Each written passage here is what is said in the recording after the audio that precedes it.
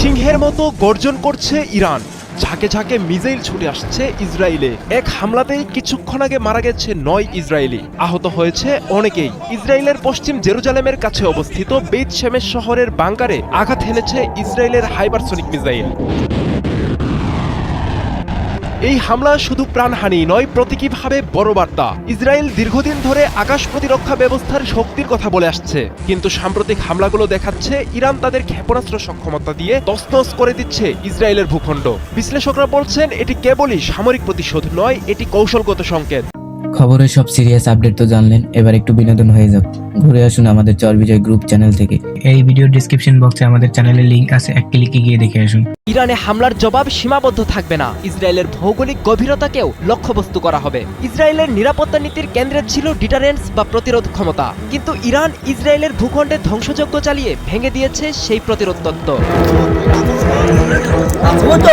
ইরানের পাল্টা হামলার পরিধি শুধু ইসরায়েলেই সীমাবদ্ধ থাকেনি। সংযুক্ত আরব আমিরাতে ইরানি হামলায় ৩ জন নিহত হওয়ার তথ্য দিয়েছে দেশটির প্রতিরক্ষা মন্ত্রণালয়। আহত হয়েছে অর্ধ শতাধিক। আরব আমিরাত দীর্ঘদিন ধরে আমেরিকা ও ইসরায়েলের ঘনিষ্ঠ নিরাপত্তা সহযোগী, ফলে আমিরাতের উপরে হামলা আসলে একটি বৃহত্তর কৌশলগত বার্তা। একই ধারাবাহিকতায় কুয়েতেও হামলা করেছে ইরান। কুয়েত স্বাস্থ্য মন্ত্রণালয়ের তথ্য অনুযায়ী ১ জন নিহত সহ আহত হয়েছেন ৩২ জন। কুয়েত উপসাগরীয় অঞ্চলে মার্কিন সামরিক উপস্থিতির একটি গুরুত্বপূর্ণ কেন্দ্র, ফলে এই হামলাকে অনেকেই দেখছেন ইরানের বার্তা কেবল ইসরায়েল নয়, বরং মার্কিন প্রভাব বলয়ের প্রতিও। ইরান সরাসরি ইসরায়েলকে লক্ষ্যবস্তু করার পাশাপাশি আঞ্চলিক মিত্র দেশগুলোতেও আঘাত হেনে একটি বহুমাত্রিক চাপ তৈরি করছে। এতে ইসরায়েলের অভ্যন্তরে নিরাপত্তা সংকট তৈরি হবে, উপসাগরীয় মিত্রদের মধ্যে বিরাজ করবে আতঙ্ক ও অনিশ্চয়তা, আমেরিকাকে আঞ্চলিকভাবে চাপে রাখবে ইরান। এই কৌশল সফল হলে ইসরায়েলকে শুধু একটি ফ্রন্টে নয়, একাধিক ফ্রন্টে প্রতিরক্ষা জোরদার করতে হবে, যা সামরিক ও অর্থনৈতিকভাবে বড় চাপ তৈরি করতে পারে।